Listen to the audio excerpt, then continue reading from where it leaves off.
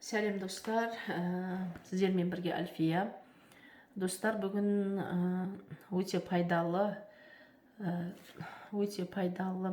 техникамен бөліскелі отырмын. Бұл техника ауру сырқаудан қалай құтылуға болады деген техника. Егер сіздер ауырып, ешқандай жазыла алмай, ауруыңыз созылып, немесе денсаулығыңыз төмендеп, өзіңізді қара басып, қатты шаршап жүрген болсаңыз, осыны әр айда жасауға кеңес беремін.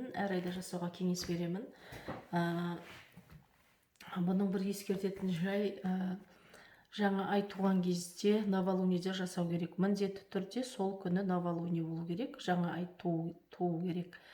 Сол кезде жасайсыз, күндіз ба, түнде ма, ешқандай разница жоқ. Таңертеңгі 6-дан бастап түнгі 12-ге дейін әйтеуір бір жасасаңыз болады. Ешқандай қиындығы жоқ. Для профилактики жасасаңыз да болады, тіл көзден, ауырып қалмау үшін, грипптеп қалмау үшін деген сияқты жасай беруге болады. Ол үшін бізге темір, міндетті түрде темір ыдыс керек.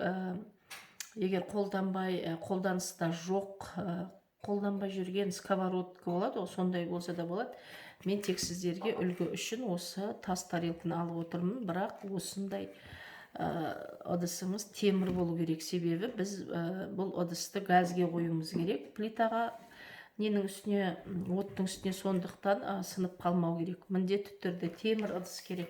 Одан кейін бізге қолданыста керек емес, немесе бір арзан базарда бір пышақ сатып аласыз ба, білмеймін. Әйтеуір осы ритуалдан кейін бұл пышақты қолдануға болмайды. Достар, не деп қайта комментарийден сұрай бермей, менің видеомды кәдімгі асықпай түсіндіріп отырмын. Асықпай бірінші қарап алыңыз техниканы жақсылап, сол кезде түсінесіз. Бұл әр айдың міндетті түрде жаңа ай туылғанда жасауға болады. Жаңа ай туған кезде ай фазасы деген видеоны салып отырамын. Екіншіден, басқа техникалар сияқты бұда ешқандай дұға жоқ. Тек қана өз аузымызбенен айтатын боламыз. Қазір барлығын түсіндіремін. Сосын арнайы үйдегі тұз жарамайды, үйде тұрған тұз новый пачка болсын жарамайды. Арнайы осы ритуалға арнап бір пачка тұз аласыз да, соның жартысын, ал жартысын келесі ритуалдарға алып қоюға болады. Осындай тұзды аласыз да, жарты пачка тұзды осындай сковородкаға құямыз. Мысалға, мен жаңа сковородка дедім ғой сіздерге. Мен тек үлгі үшін мына сковородка емес, мына табақшаны алдым. Ал сіздер темір ыдыс аласыз. Осылай құясыз да. Достар, шатасып кеттім. Қазір 1 минут кешірім сұраймын.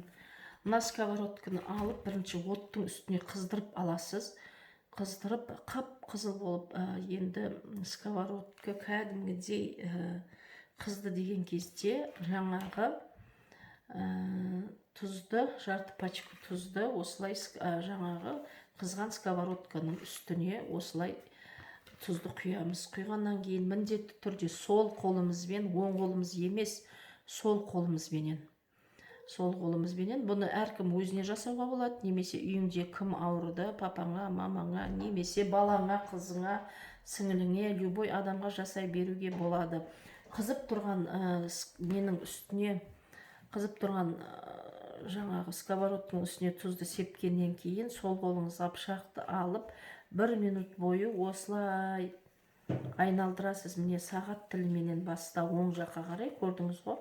1 минут или немесе 2 минуттай осылай айналдыра бересіз. Міне тұзды осылай сағат тіліменен осылай тұзды не істейсіз? Айналдырып шығасыз. 1-2 минут өткеннен кейін уже сіздер против часовой стрелки, сағат тіліне қарсы осылай круг, осылай айналдырасыз.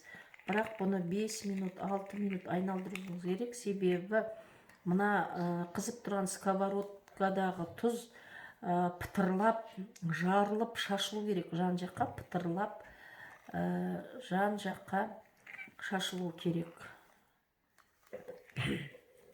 Осылай 5 минут осы сағат тіліне қарсы айналдырып бастағаннан кейін бірнеше минут өткеннен кейін сіздер былай айтуларыңыз керек. Мысалға, сіз ауырып жүрсеңіз, менің ауруым сырқауым, менің зоб ауруым, немесе сақина, басымдағы сақина, немесе осы почка ауруымнан құтылғаймын. Тәл осы тұз сияқты жарылып шыққан сияқты менің денемнен жарылып, сол ауру шығып кеткей, сол аурудан құтылғаймын деп өз сөзіңізді қосып айта берсеңіз болады.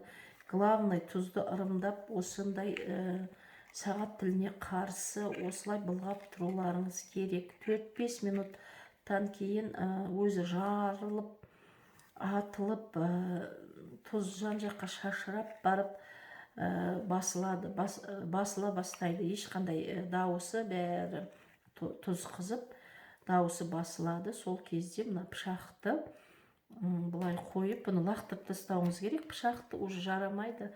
Бұл пышақпен тамақ зат әзірлеуге болмайды, себебі сіз уже ауруыңызды не істедіңіз. Осы арқылы ауруыңыздан құтылып жатсыңыз. Сондықтан бұны мусорға немесе басқа бір неге жоқ қылу керек. Мына тұзды аласыз да кранның астына солай мен айттым ғой жаңа сізге,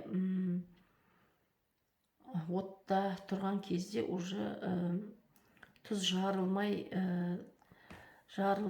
ешқандай тыныштала бастайды. Сол кезде тұзды алып ағып тұрған кранның астына қоясыз. Жайменен кранды ашып қоясыз да, полный мына тұз еріп, жаңағы септікке ағып кету керек. Полный. Ең соңында азғантай қалғанда, оны да қолыңызбен ұстамай, сол қолыңызбен бейтіп сковородканы шайып, полностью осы тұз суменен еріп канализацияға кетіп қалу керек. Одан кейін мынаны бір шайып сковородканы келесі техникаға қолдануға болады, алып қойсаңыз болады, бірақ тамақ зат істеуге жарамайды.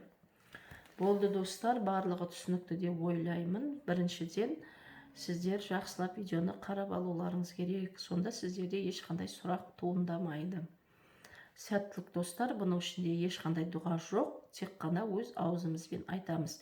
Егер де басқа біреуге жасап жатсаңыз, менің балам осындай псориаз жарадан немесе осындай аурудан құтылғай, дәл осы тұз сияқты жарылып үстінен сол ауру кеткей деп айтасыз ба? Әйтеуір өз тіліңізбен айтқан жақсы. Главный жаңағы ритуалды жасап тұруыңыз керек. Сағат тілімен бірінші, одан кейін против часовой стрелки жасайсыз.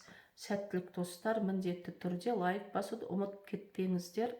Бұл алда көп пайдалы техникалар салатын боламын. Сәттілік сіздерге.